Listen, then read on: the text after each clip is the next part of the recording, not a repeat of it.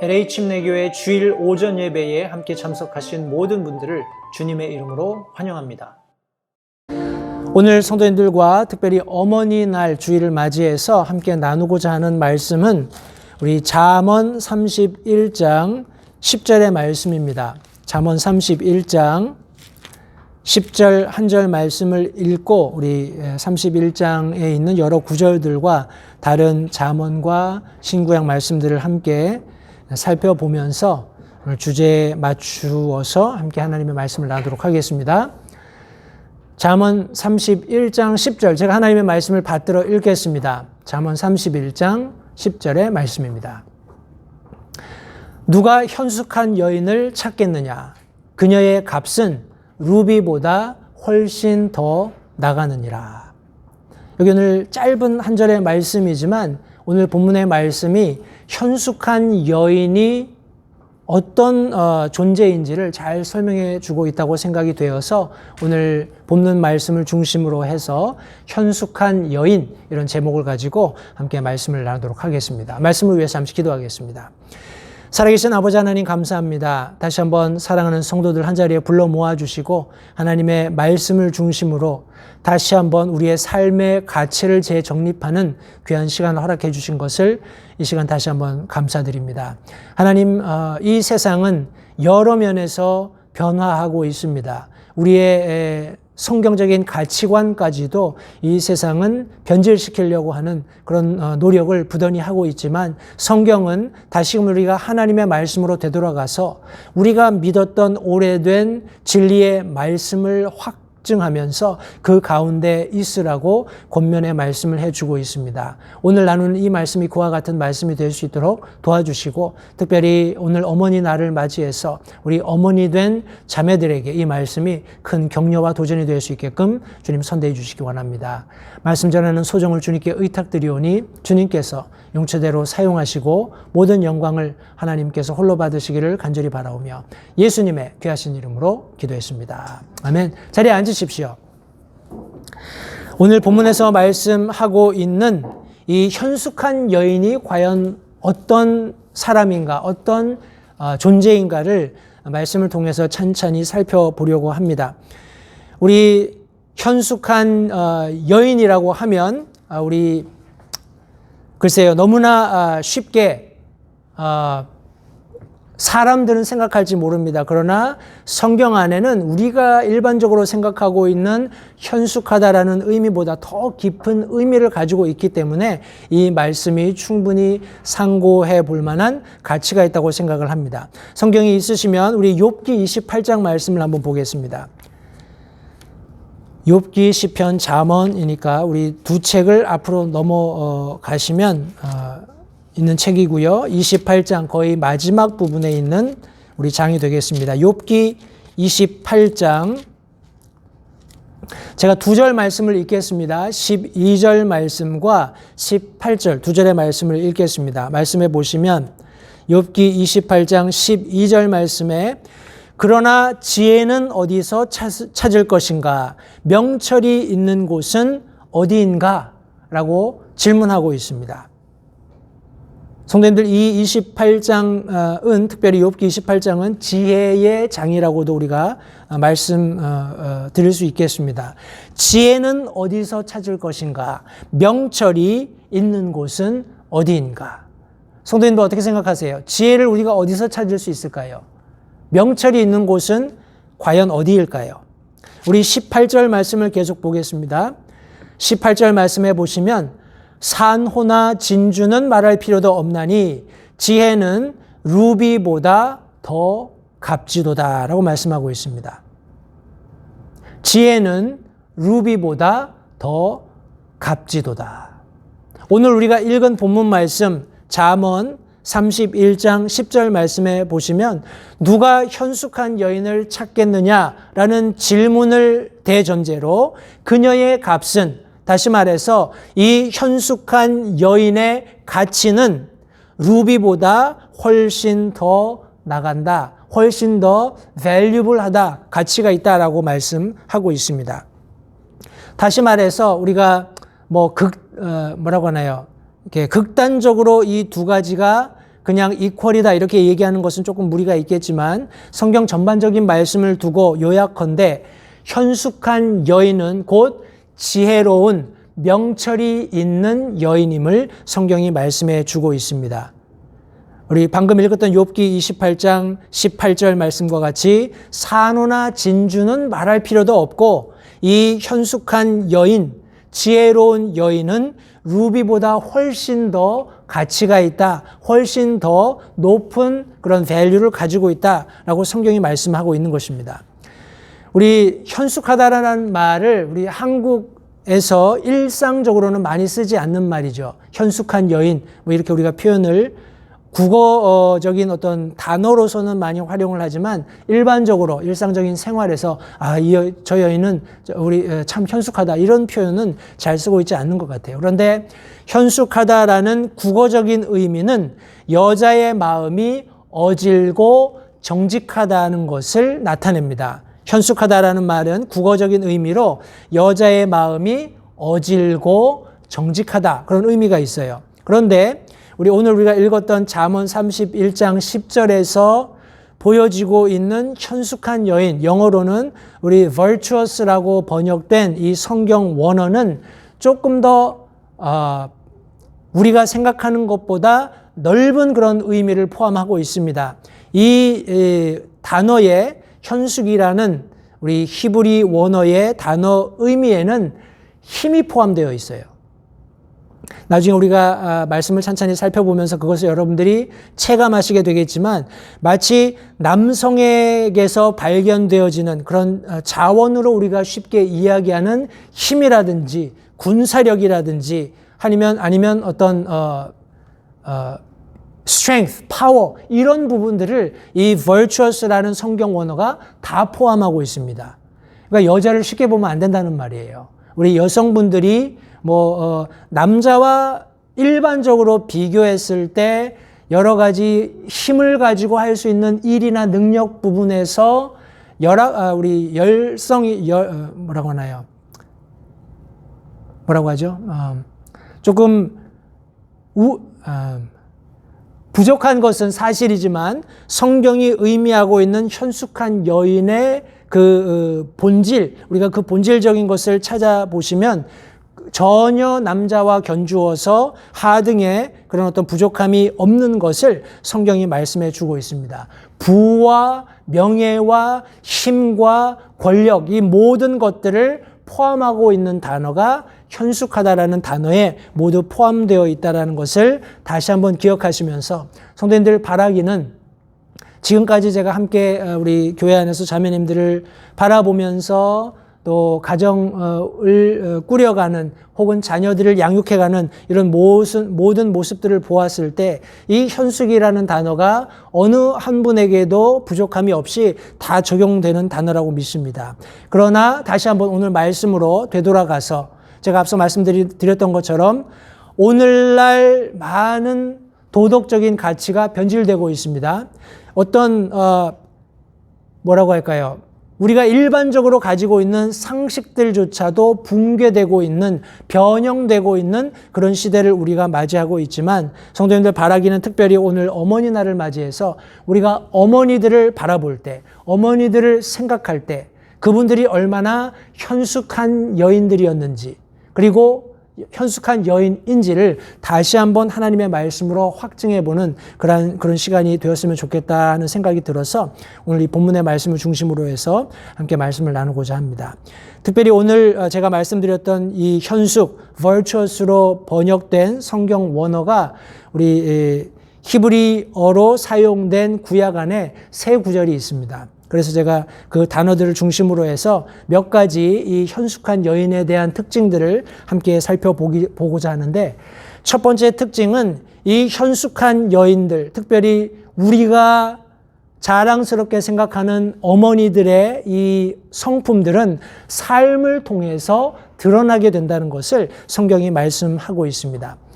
우리 룻기 3장 11절 말씀해 보시면 이런 말씀이 있습니다. 이 말씀은 보아스가 우리 룻에게 해주는 내용의 말인데 이렇게 기록되어 있습니다. 내 딸아 이제 두려워하지 말라.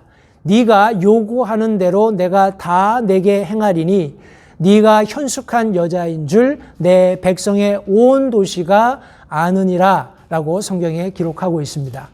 특별히 룻기 3장 11절에 기록된 현숙한 여자라고 설명된 이 단어는 특별히 부지런함 혹은 희생적인 헌신적인 그런 우리 자매의 모습을 우리 성경이 드러내서 보여주고 있습니다. 제가 간략하게 룻기서를 우리 3장 11절 이르는 곳까지 요약을 하면 이렇습니다. 우리 시대적 배경은 우리가 잘 아는 것처럼 우리 사사들이 이렇게 통치하던 그런 시대였습니다. 어떤 일인지, 어떤 이유에서인지 이제 굉장한 우리 famine, 기근이 들었어요. 기근이 들어서 우리 베들레헴 유다에 살고 있었던 엘리멜렉이라는 사람이 그의 아내와 두 아들을 데리고 기근을 피해서 모압 땅으로 이주하게 됩니다. 제가 사사기 말씀드릴 때 우리 지도를 많이 성도님들께 보여드렸기 때문에 아마 모압 땅이 어딘지 쉽게 아마 이해하실 수 있으실 겁니다. 우리 지중해가 있고요. 지중해와 맞닿아 있는 우리 팔레스타인 지역이 있죠. 팔레스타인 지역을 우리 갈릴리 호수와 사해를 잇는 요단강을 기준으로 해서 그 요단강을 넘어가게 되면 이제 주변국들하고 근접하게 되는데 바로 이 요단강을 건너가게 되면 거기가 이제 요압 땅이 있습니다. 요압 땅이 있고 밑으로 아말렉 뭐 이렇게 다른 족속들이 진을 치고 있는데 우리 베들레헴 유다라고 하면 우리 사해에 근접한 동네죠. 유다라는 동네가 베들레헴이라는 동네가 유다 말고 다른 곳에도 있기 때문에 여기 성경에서는 특별히 베들레헴 유다다 이렇게 묘사하고 있습니다. 베들레헴이라는 동네이지만 우리 유다 지파에 속해 있는 베들레헴인 것을 성경이 말씀하고 있죠. 해서 그들이 모압 땅으로 갔고 모압 땅에 있으면서 우리 나오미가 우리 엘리멜렉의 아내였던 나오미가 남편을 잃게 됩니다. 남편이 먼저 사망하게 되고 이제 두 아들과 생활해 가다가 이제 두 장성한 아이들이 모압 땅에서 아내들을 얻습니다. 모압 땅에서 아내들을 얻는데 우리 성경 말씀에 보면 이 두 아들의 이름이 하나는 말론이고 하나는 기럐이라고 성경이 기록하고 있어요. 말론은 우리 룻을 아내로 맞이하게 되고 기럐은 오르바를 아내로 맞이하게 됩니다. 그래서 거기서 10년 이상 거주했는데 이 두 아들이 뭐 특별한 성경에는 이유는 설명하고 있지 않지만 두 아들이 이제 사망하는 그런 일이 생깁니다. 이제 나오미가 두 자부와 함께 모압 땅에 남겨지게 되었어요. 그때 이 나오미가 하나님께서 다시 이스라엘 백성들을 사랑하셔서 그들에게 이제 먹을 것을 주셨다 하는 그런 소식을 듣고 이제 모압 땅에서의 생활을 청산하고 다시 이제 이스라엘로 돌아가려는 본국으로 돌아가려는 생각을 가지고 이제 길을 떠나는 과정 가운데 두 자부와 대화하게 됩니다. 해서 내게는 아무 소망이 없으니까 너희들 본국으로 돌아가서 다시 새로운 삶을 살아라. 이런 권면에 의해서 우리 두 번째 며느리 오르바는 이제 성경에는 오르바가 먼저 나오기 때문에 마치 큰 며느리처럼 보이지만 나중에 4장 10절 말씀해 보시면 이제 말론 첫째 아들의 며느리가 룻이고 우리 둘째 아들 기럐의 아들이 오르바인 것을 우리가 유추해서 확인해 볼 수 있습니다. 해서 오르바는 본국으로 떠나고 룻은 어머니가 섬기는 하나님이 내 하나님이고 어머니의 민족이 내 민족이고 어머니가 어디를 가든지 내가 그곳에서 죽겠다 하는 그런 결연한 의지를 보임으로써 이제 나오미가 더 이상 강권하는 것을 그치고 룻과 함께 돌아오게 됩니다. 룻과 함께 본국으로 돌아올 때가 우리 룻기 1장 22절 말씀에 의하면 보리 수확을 시작할 때쯤이다 라고 성경이 말씀하고 있습니다. 해서 보리 수확을 시작할 때쯤 본국에 되돌아온 룻과 나오미의 그런 일상을 우리 성경이 묘사하고 있습니다. 이런 과정 가운데 나오미는 나이가 들어서 이제 일을 할 수 없는 그런 상황이었죠. 해서 룻이 의지적이고 자발적으로 또 헌신적으로 밭에 나가서 이제 보리 추수할 때쯤에 보리를 거두어 들여서 우리 시모를 공경하는 그런 모습을 성경이 말씀하고 있습니다.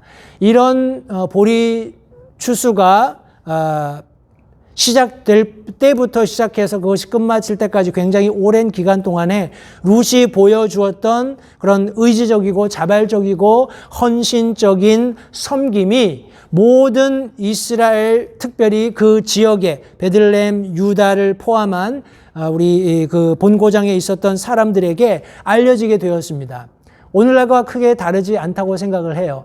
성도님, 어떤 사람이 어떤 일을 지속적으로 꾸준히 헌신적으로 우리 자발적으로 아주 부지런히 그 일을 하게 되면 쉽게 사람들의 눈에 띄고 또 그것이 뭐라고 하나요? 말의 꼬리를 물고 계속 전파되는 것이 일반적인 그런 사회상이라고 생각을 합니다. 이때도 다르지 않았죠. 해서 룻이 그와 같은 좋은 간증을 가지게 된 것을 지금 여기 보아스의 입을 통해서 우리가 듣게 되는 것입니다. 내 딸아 이제 두려워하지 말라. 내가 요구하는 대로 내가 다 내게 행하리니 네가 현숙한 여자인 줄 내 백성의 온 도시가 아느니라.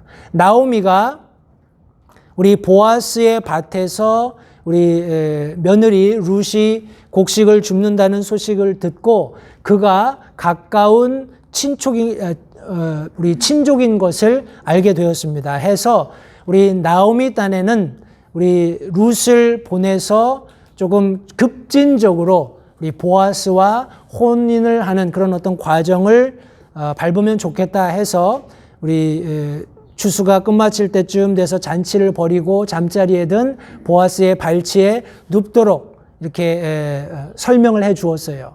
그런데 여기 지금 뭐라고 얘기하나요? 어찌 보면은 우리 한국 표현으로 부창부수라는 말이 있습니다. 우리 남편이 부르면 아내가 따른다 뭐 그런 취지로 우리 나중에 우리 룻기서에서 살펴보는 대로 보아스와 룻이 혼인해서 이제 다윗의 씨를 잇는 그런 계보가 형성되는 것처럼 우리 보아스가 그렇게 덥석 룻을 아내로 맞이하지 않았습니다.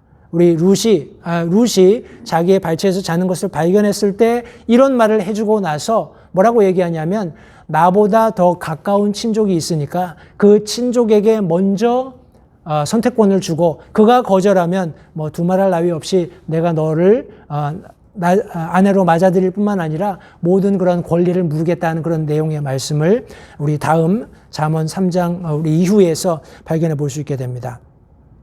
제가 이렇게 장황하게 말씀드리는 이유는 성도님들 룻이라는 여인을 살펴보았을 때 굉장히 어렵고 힘들고 어떻게 보면은 굉장히 핍절한 궁핍한 그런 상황을 살고 있었던 여인이 아닌가 하는 그런 생각을 해봅니다. 어머니를 따라서 고향 땅에 돌아오기는 했지만 어머니가 무슨 사회적인 배경이 있다거나 아니면 부와 명성을 이미 소유하고 있어서 편하게 먹고 살 수 있는 그런 상황이 전혀 못 되었던 거죠.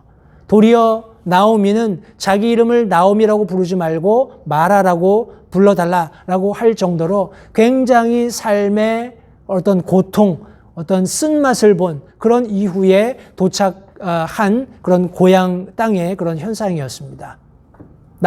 나오미를 공양해야 하는, 나오미로부터 어떤 유익을 얻는다기보다 나오미를 공양해야 하는 그런 룻의 형편을 성경이 잘 묘사하고 있는 시대적인 배경에서 그녀는 적극적으로 의지적으로 자발적으로 나가서 부지런히 일함으로써 성경이 말씀하고 있는 현숙한 여인의 그런 어떤 모습, 캐릭터를 갖게 되었다고 성경이 말씀하고 있는 것입니다.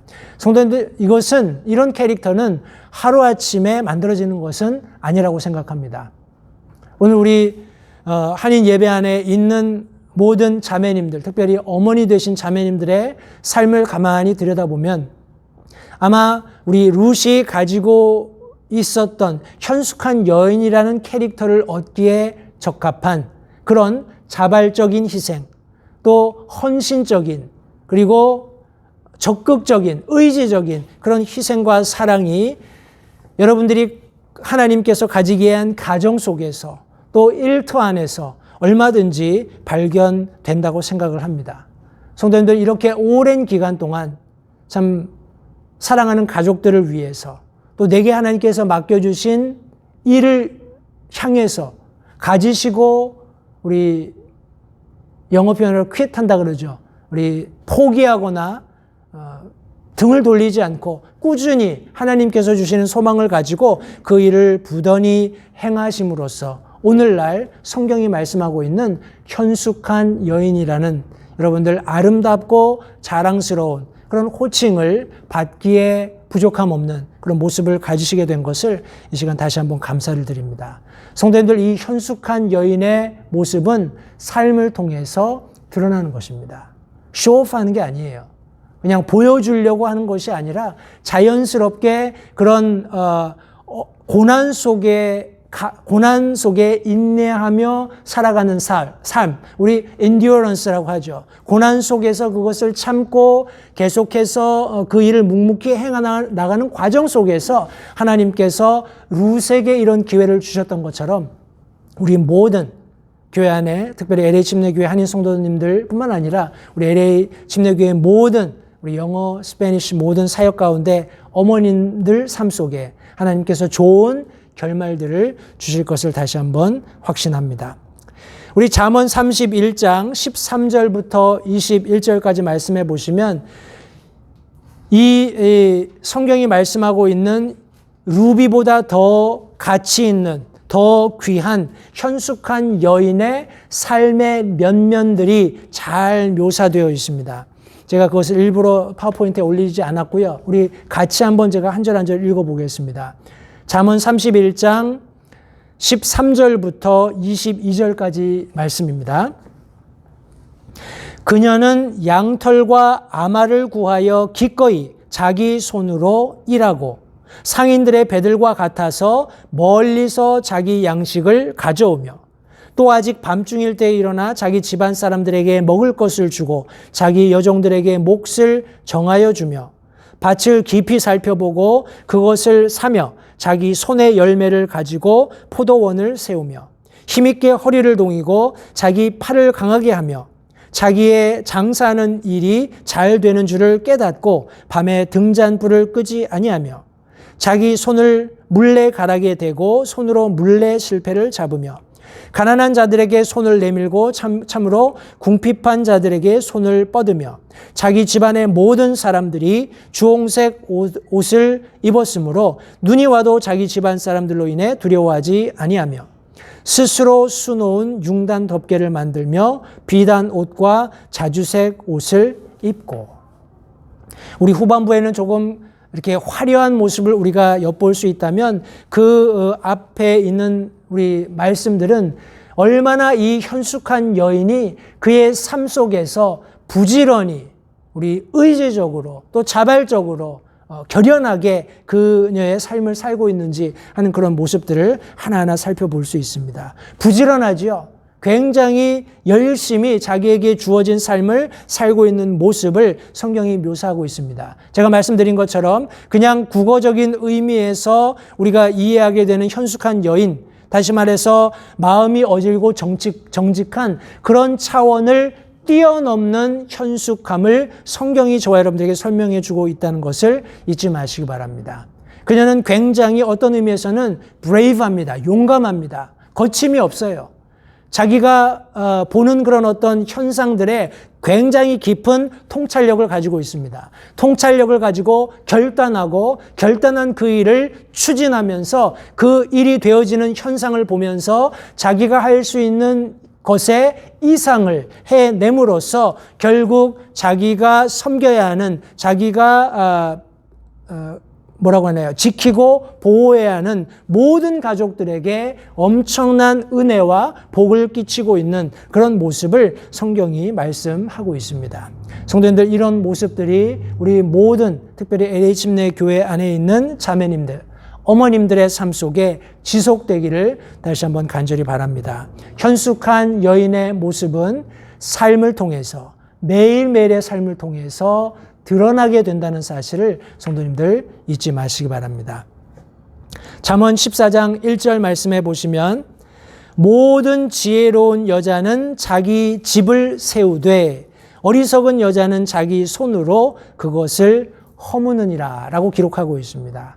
성도님들, 우리 가정이 세워지는 것, 어떤 질서적인 면에서 하나님, 예수 그리스도께서 교회의 머리가 되신 것처럼 남편이 아내의 머리가 되고 하는 그런 원리들은 우리가 얼마든지 충분히 이해할 수 있습니다. 그러나 오늘 우리가 어머니 날을 맞아서 특별히 성경이 가르치고 있는 현숙한 여인을 함께 살펴보면서 우리 이 현숙한 여인, 지혜로운 여인이 가정에 있어서 얼마나 중요한 역할을 하고 있는지를 다시 한번 상기하시기 바라요. 모든 지혜로운 여자는 자기 집을 어떻게 한다고요?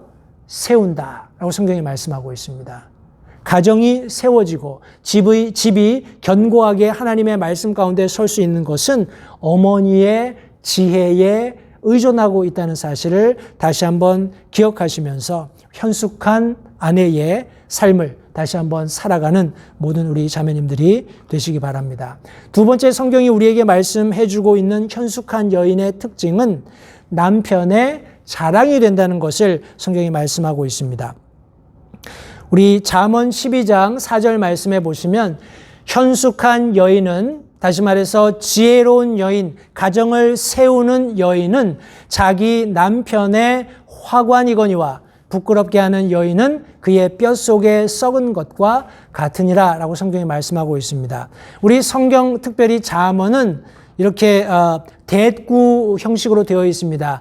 우리 의를 얘기하면 악을 얘기하고 있고, 선을 얘기하면 악을 얘기하고, 이런 식으로 여기 우리 읽었던 14장 1절 말씀도 그렇고 12장 4절 말씀도 그렇고 현숙한 여인, 지혜로운 여인의 어떤 특징을 이야기하면서 포지티브한 부분과 네거티브한 부분을 같이 이렇게 대꾸로 설명하고 있습니다. 우리 뒤에 것은 별로 적어도 우리 교회 안에 있는 자매님들에게는 별로 적용사항이 없다고 생각되어서 앞쪽에 있는 우리 구를 좀 제가 강조하겠습니다.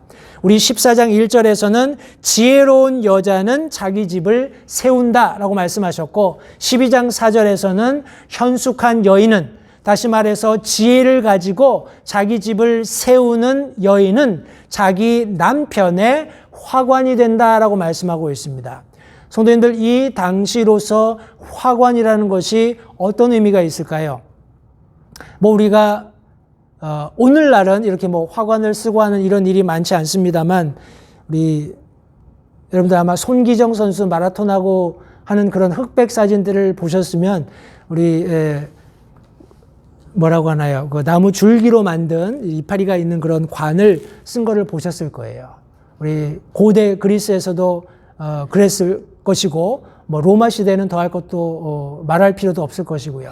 그때는 아주 뭐라고 하나요? 남성의 어떤 체력이라고 할까요? 아니면 그런 어떤 전투적인 기질들을 굉장히 높게 평가했던 시대이기 때문에 그런 어떤 대회, 컴피티션이 있으면 거기에서 좋은 성적이 있는 사람에게 물론 물질적인 것도 이렇게 희사를 하겠습니다만 화관을 만들어서 머리에 씌워주는 것이 가장 큰 그런 권위를 나타내는, 혹은 그 사람이 한 일에 대한 칭찬을 하는 그런 어떤 도구로 사용된 것을 우리가 잘 알고 있습니다. 성도님들 기억하십시오. 남편이 밖에 나가서, 혹은 남편이 남자들 사이에서건 사회적인 어떤 모임 속에서건 자랑스럽게 드러날 수 있는 그 사람이 가지고 있는 사회적인 지위나 아니면 누릴 수 있는 명성, 이런 것들이 오는 궁극적인 루트가 성경 말씀은 현숙한 여인을 통해서 온다라고 말씀하고 있습니다. 이해가 되시죠? 현숙한 여인, 지혜로운 여인, 가정을 세우는 여인, 가정 안에서 하나님께서 맡겨주신 일들을 헌신적이고 자발적이고 의지적인, 현숙이라는 단어가 묘사하고 있는 것처럼 힘에 지나는 그런 어떤 용맹함을 가지고 부지런함을 가지고 그 일을 추진해 가는 그런 아내의 남편은 항상 어디에 가든지 사람들 앞에 당당하게 설 수 있다는 것을 성경이 말씀해 주고 있습니다. 우리 잠언 31장 11절 말씀해 보시면 그녀의 남편의 마음이 그녀를 편안히 신뢰함으로 그가 노량물을 필요로 하지 아니하리라 라고 말씀하고 있습니다. 이것을 잘못 해석하면 남자가 놀고 먹어도 된다 뭐 이렇게 이해할 수도 있을 것 같아요. 그런데 전혀 그런 내용의 말씀은 아닙니다. 남편과 아내의 관계에 있어서 현숙한 여인이 가질 수 있는 남편에 대한 남편으로부터 얻을 수 있는 어찌 보면 가장 큰 혜택이고 특권이라고 이해하시는 편이 더 좋겠습니다. 그녀의 남편의 마음이 현숙한 여인의 남편의 마음을 지금 여기 묘사하고 있습니다. 지혜로워서 가정을 세우는 여인의 남편의 마음이 그녀를 편안히 신뢰한다. 편안히 신뢰한다. 전폭적인 우리 나중에 우리 창세기 말씀을 보시면 우리 요셉이 보디발의 집에 팔려가서 노예로 팔려갔지만 거기서 부지런히 열심히 일하면서 하나님이 그와 함께 하셨기 때문에 누리게 된 여러 가지 특권 중에 하나가 무엇이냐면 바로 이 보디발이 자기가 밥 먹는 음식, 빵 말고는 전혀 아무것도 자기 집에 뭐가 어떻게 돌아가는지를 몰랐다라고 성경이 말씀하고 있죠. 무슨 말이냐면 그냥 전폭적인 신뢰입니다. 전폭적인 100% 신뢰를 묘사하고 있어요. 마치 그와 같은 신뢰가 남편이 이 아내, 현숙한, 지혜로워서 자기의 가정을 세우는 이 아내를 향해서 가지게 된다라고 성경이 말씀하고 있는 것입니다. 편안한, 걱정할 것이 없는, 전혀 불안해하지 않는 그런 신뢰가 이 남편에게 있어서 아내를 그렇게 신뢰하게 된다는 거예요. 그가 노량물을 필요로 하지 아니하리라. 성도님들, 노량물이 뭡니까? 노량물은 싸워서 쟁취하는 거죠. 그런데 어떤 측면에서는 정당하지 않은 노량물을 우리 사람들이 가끔 탐을 냅니다. 왜냐하면 속된 표현으로 처자식을 먹여 살려야 된다라는 그런 이유 때문에 사람들이 소위 말하는 부정부패, 부조리를 서슴없이 행하게 됩니다. 우리 참 불행한 일이지만 우리 한국 정치권에서 많이 회자되고 있는 내로남불 들어보셔서 아시죠? 내가 하면 로맨스고 남이 하면 불륜이다. 이런 말이 우리 뉴욕타임스인가요? 뉴욕타임스에도 이제 그냥 내로남불 이렇게 말 그대로 영어로 번역이 되어서 밑에 이제 쭉 설명이 된 그런 창피스러운 일을 우리 한국이 겪고 있습니다. 내로남불. 우리 사람들이 권력을 가지거나 어떤 높은 정치적인 힘을 가지게 되면 이런 참 아이러니컬합니다. 부정부패에 발을 내딛어요. 발을 들이게 됩니다. 왜 그런지 아세요? 결국은 돈이에요. 결국은 부귀입니다. 영화를 누리고자 하는 본질, 욕심, 인간이 가지고 있는 본질적인 욕심 때문에 그렇습니다. 성도님, 이것은 굉장히 불행한 일이죠. 그런데 여기 성경 말씀에 보면 그런 현숙한 아내, 지혜로워서 가정을 세우는, 부지런히 일하고 무엇을 어떻게 해야 되는지 시기와 어떤 일의 분배를 적절히 나눌 줄 아는 그런 아내가 가정 안에서 부지런히 자신의 몫을 담당하고 있는 그런 가정 안에서의 남편은 굳이 내가 나가서 그런 부정부패, 부조리 무엇인가를 탈취하는 그런 부분에 전혀 어떤 템테이션을 느끼지 않는다는 그런 의미입니다. 남편은 자기의 역할을 다 할 뿐이에요. 물론 이제 아버지의 날에 어떤 역할이 있는지 우리가 함께 살펴보기를 원합니다만 그런 아내, 현숙한 아내를 소유한 남편에게는 이와 같은 우리 특권이라고 해야 되겠죠. 그런 특권이 주어질 수 있다는 것을 성도님들 잊지 마시기 바랍니다. 잠언 31장 12절 말씀에 계속해서 그녀는 자기 평생 동안 그에게 선을 행하고 악을 행하지 아니하리라 라고 말씀하고 있습니다. 성도님, 이것은 어떤 운명적인 그런 결과를 얘기하는 것이 아니라 그녀의 노력, 다시 말해서 현숙한 여인의 노력을 포함하고 있는 겁니다. 제가 앞서서 잠깐 언급해 드린 말씀과 같이 퀴트하지 않는 거예요. 멈추지 않는 것입니다. 포기하지 않는 거예요. 그냥 놔버리지 않는 겁니다. 비록 힘든 시절이 있을 수 있습니다. 비록 어려운 그런 터널을 통과하는 것 같은 그런 과정들을 거칠 수 있어요. 그러나 포기하지 않는 겁니다. 계속해서 의지적으로 자기가 결단해서 자신의 힘에 지나는 그런 수고를 지속함으로써 성경은 평생 동안 자기 남편에게 선을 행하며 악을 행하지 않는다라고 말씀하고 있습니다. 우리 23절 말씀에서도 그녀의 남편은 그 땅의 장로들 사이에 앉을 때 성문 안에서 알려지며 라고 말씀하고 있습니다. 성도님들, 이 모임은 어찌 보면 그 마을에 권위 있는 사람들이 함께 모여 있는 자리라고 우리가 이해해도 전혀 이렇게 무방하다고 생각을 합니다.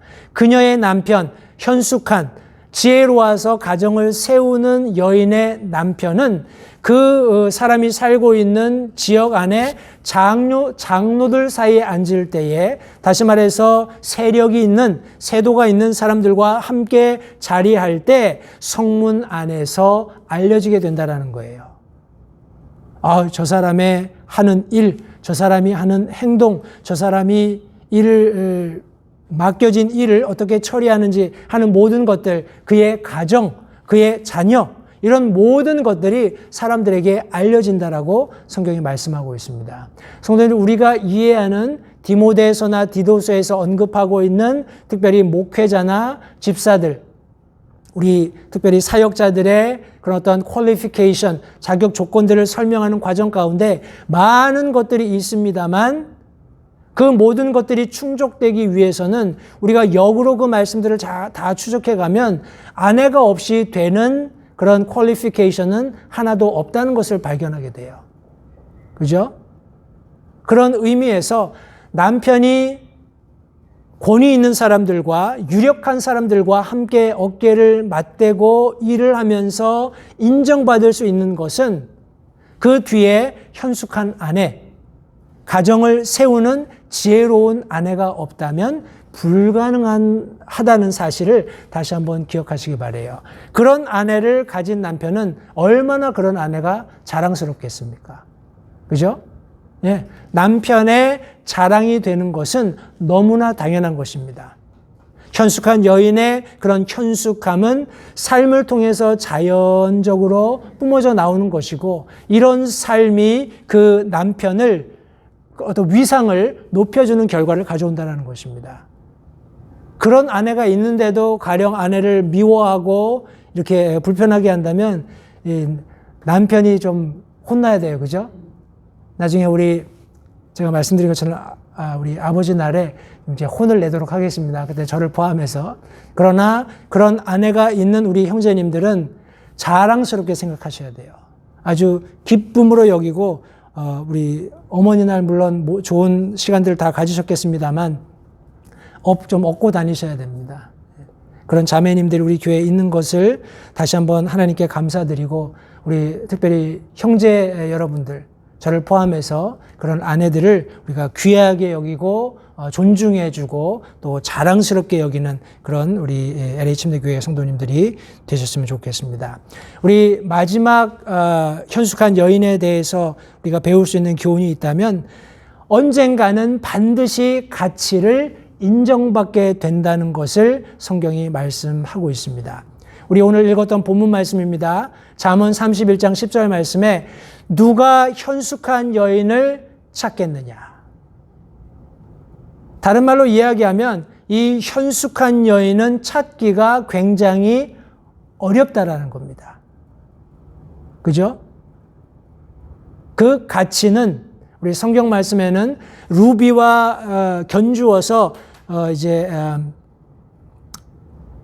값이라고 하면 사고 파는 그런 어떤 값이라기보다는 그 사람이 가지고 있는 value, 가치, 그것을 우리가 생각해 보는 것이 훨씬 의미가 있다고 생각을 합니다. 현숙한 여인은 숨어 있고 이 현숙한 여인이 남편을 만나고 그 남편과 이루게 되는 가정 안에서 그 지혜를 발휘해서 가정을 세워가는 그런 과정 속에서 성도님들, 제가 인용했던 어떤 룻의 삶이라든지 성경 안에 있는 많은 그런 고난을 직면했지만 포기하지 않고 하나님을 믿고 신뢰하면서 결국에 하나님께서 보상해 주시는 보상을 누릴 수 있었던 많은 우리 자매들이 설명되고 있는 것처럼 언젠가는 하나님이 정하신 때에 반드시 그 가치가 인정받게 될 것을 확신하시기 바랍니다. 지금이 아닐 수 있어요. 목사님, 나는 나이가 이렇게 어린데, 혹은 나는 나이가 이렇게 많은데, 언제 그런 기회가 오겠습니까? 성도님들, 그것은 저와 여러분들의 소관이 아닙니다. 그 가치를 드러내는 것은 언젠가 누군가 와서 그 땅을 개간했을 때 그 땅 속에 묻혀 있었던 보배가 드러나는 것처럼, 그럴 때 그 땅을 산 사람이 가서 자기 모든 소유를 희사하고 팔아서 그 땅을 매입하게 되는 것처럼 그 가치를 인정받을 날이 반드시 있다라는 것을 성도님들 기억하시기 바랍니다. 우리 잠언 31장 28절, 29절 두 절 말씀해 보시면 그녀의 자녀들은 일어나서 그녀를 가리켜 복받은 자라 하고 그녀의 남편도 그녀를 칭찬하기를 많은 딸들이 덕스럽게 행하였으나 그대는 그들 모두보다 뛰어나다 하느니라. 성도님들이 아마도 오늘을 포함해서 어제 오늘 굉장히 이 어머니 날 때문에 이제 비즈니스들이 호황을 누리는 것 같아요. 오늘 이렇게 교회 오면서도 보니까 우리 도로변에 꽃 파는 사람들이 아주 그냥 전에 제가 다닐 때 못 봤던 그런 발륨이죠. 그런 어떤 엄청난 꽃들을 길에다 진열해 놓고 사람들이 줄을 끝도 없이 서고 있더라고요. 이제 스페니시 컬처가 그런 것 같아요. 이렇게 어머니날에는 특별히 꽃들을 사서 이렇게 선물하는 것 같은데, 성도님들, 어제를 지나면서 오늘 특별히 어머니날을 맞이해서 그녀의 자녀들은 일어나서 그녀를 가리켜 복받은 자라 하고, 당신은 참 행복하십니다. 당신은 참 하나님께로부터 많은 복을 누리시는 것이 맞습니다. 우리 어제 이제 어머니날 맞이해서 우리 아이들도, 우리 랭캐스터에 있는 큰 놈도, 큰아들 녀석도 와서 엄마하고 같이 식사하고 가고, 우리 둘째, 우리 막둥이 같이 엄마 데리고 이제 쇼핑센터 가서 같이 시간을 보내고 오고, 저는 집에서 열심히 청소했습니다.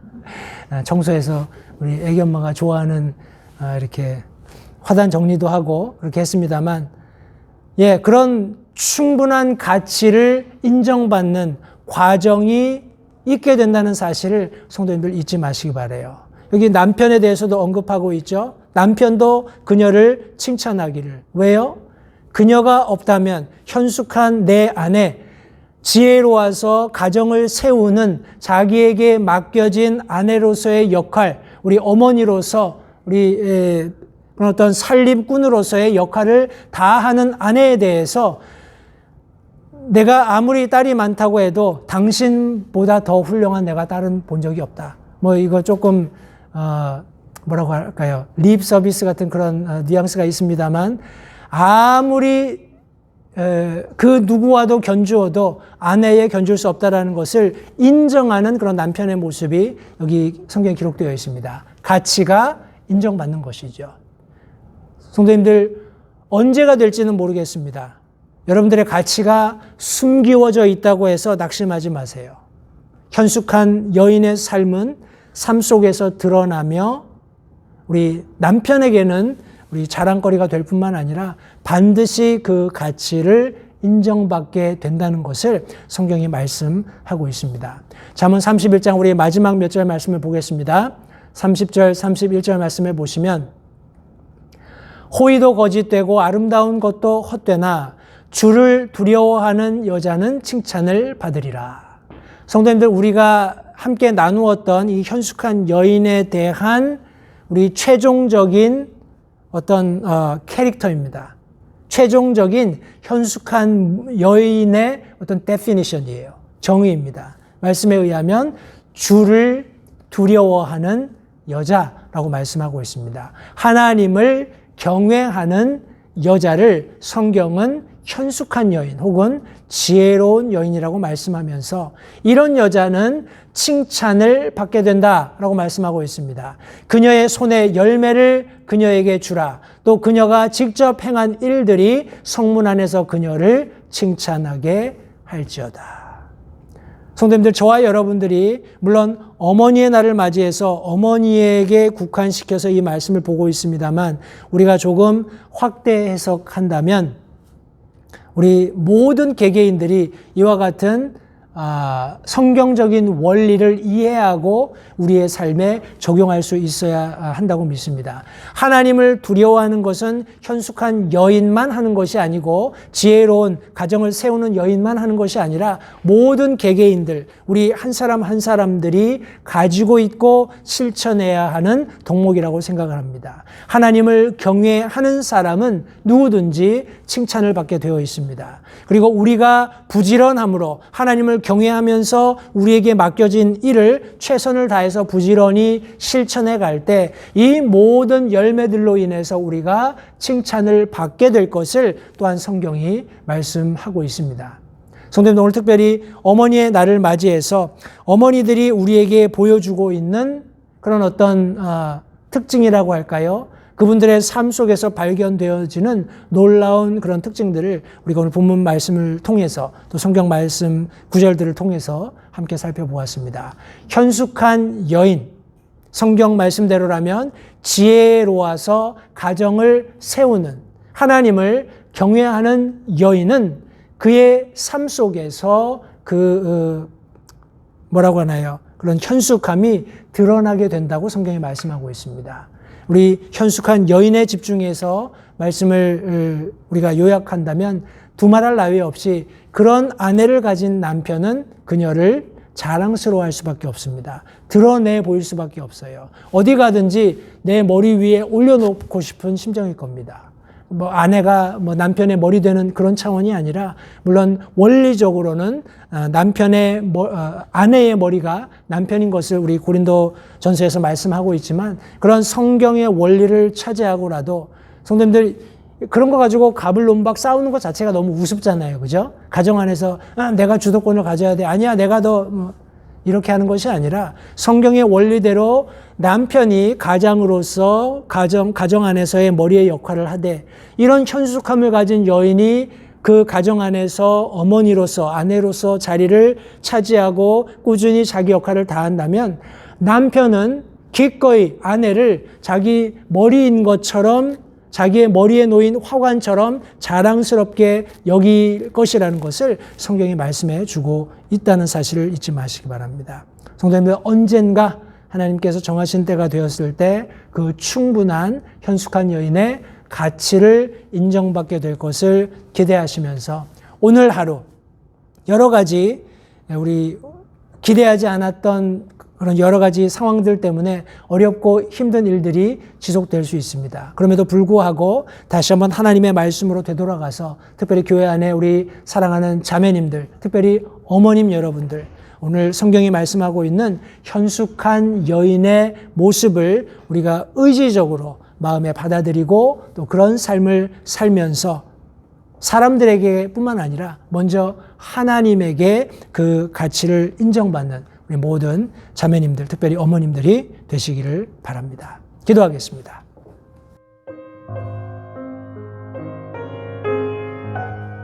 잠시 들으신 말씀에 따라 결단하는 시간을 가지시기 바랍니다.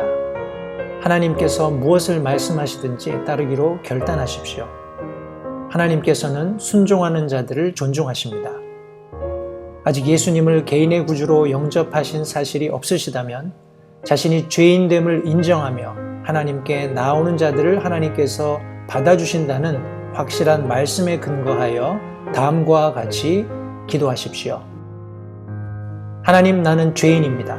나는 내 죄로 인해 죽을 수밖에 없음을 압니다. 그러나 예수님께서 내 죄를 위해 십자가에서 피 흘려 죽으시고 사흘 만에 다시 살아나셔서 내 죄값을 모두 지불하셨고 내게 새로운 생명을 약속하셨음을 믿습니다. 지금 이 순간 예수님을 내 마음에 모셔드립니다. 내 마음에 오셔서 나의 주와 그리스도가 되어주십시오. 예수님 이름으로 기도했습니다. 다음과 같이 기도하셨다면 여러분은 성경 말씀대로 구원을 받으셨습니다. 계속해서 주 안에서 함께 자라가는 복된 교제가 있기를 간절히 바랍니다.